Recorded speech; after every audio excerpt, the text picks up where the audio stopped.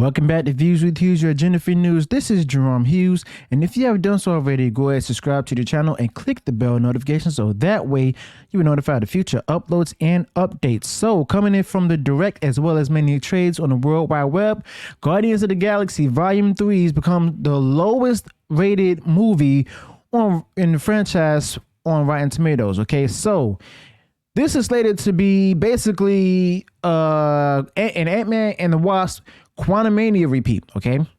So it says here that the Rotten Tomatoes score for Guardians of the Galaxy Volume 3 set a new franchise record for lowest score in the MCU trilogy. Rotten Tomatoes has become an increasingly hot topic amongst movie fans over the last few years, as shown by reactions to what the site views as the best shows of last year.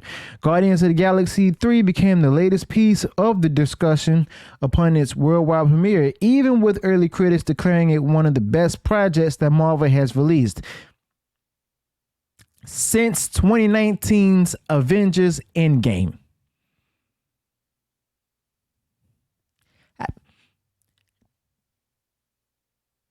No, I'm not going to touch that. That will be flabbergasted. Okay, anyone who thinks it's going to be as good as Endgame are tripping. Okay, it needs to be fired. All right, because there's no way in the world that any of these movies are going to match up against Avengers Endgame, okay? The only way that I have these movies from the MCU to go ahead and match up against Endgame is if the Russo brothers come back to make a huge film, they get all creative liberty, and Kevin Feige's gone. That's it. But we won't see that anytime soon, maybe never again, all right? But I digress. Moving along, and with Marvel Studios' Phase 5 slate already off to a bit of a rocky start for some viewers, with the whole Jonathan Majors issue, the lackluster performance of Phase 4, which we call the Phase Boy or the MCU, as well as the lackluster performance of Ant-Man and the Wasp Quantumania, combined with the high expectations for this new threequel, many are already wondering what the critics will think this time around. Okay, so going to the score. Rotten Tomatoes listing for Guardians of the Galaxy Volume 3 has the MCU threequel at an 80% critic approval rating, putting it in a tie with Captain America: The First Avenger. Yikes. Let's see how it's looking right now. Dang. It went down to 78%. Interesting, with only 125 reviews from the critics.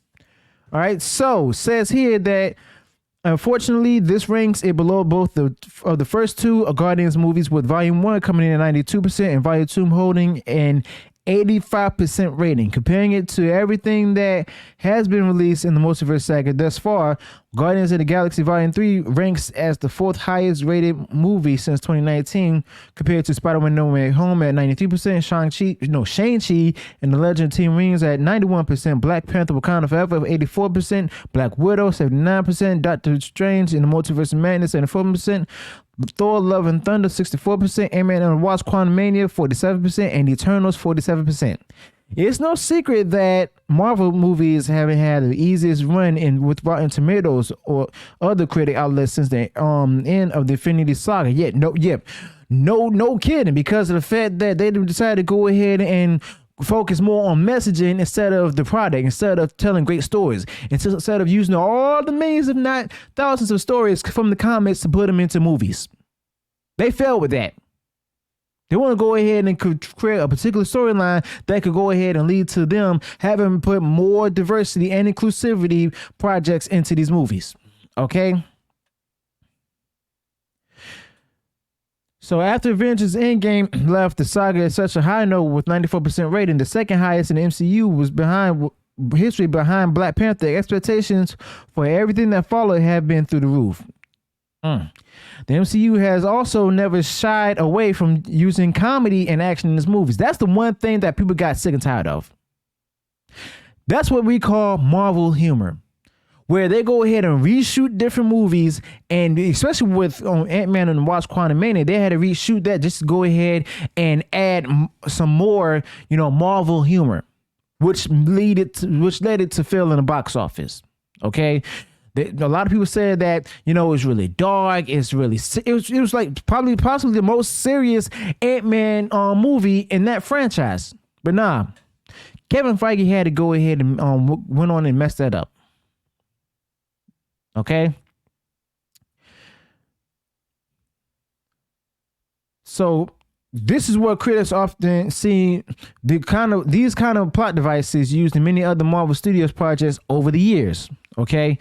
And with MCU fast approaching its 15th birthday, with more than 40 movies and TV shows under its belt, critics appeared much more ready to look past those aspects, some even docking points for movies being goofier or funnier.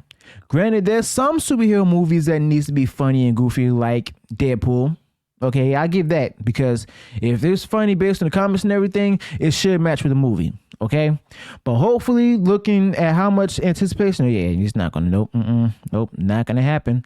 I can tell you that right now, that's not gonna happen. Simply put, because of the fact that you have a lot of these executives out here continuing with the whole virtue signaling. Okay, putting political beliefs into the movies where they actually see themselves as being the hero or the main character, you know.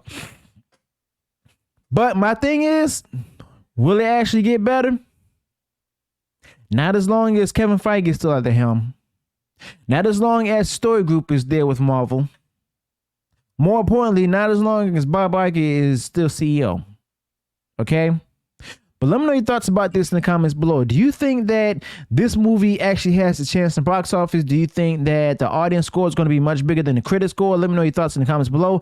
Also, if I went wrong anywhere in the video, go ahead and share with me the corrections in the comments below. If you have any additional thoughts to share in the comments below, go ahead and share those as well. And if you enjoyed that shared in the video, go ahead and smash that like button and also share far and wide across social media. Also, if you haven't done so already, go ahead and subscribe to the channel and click the bell notification so that way you'll be notified of future uploads and updates. Until then, peace.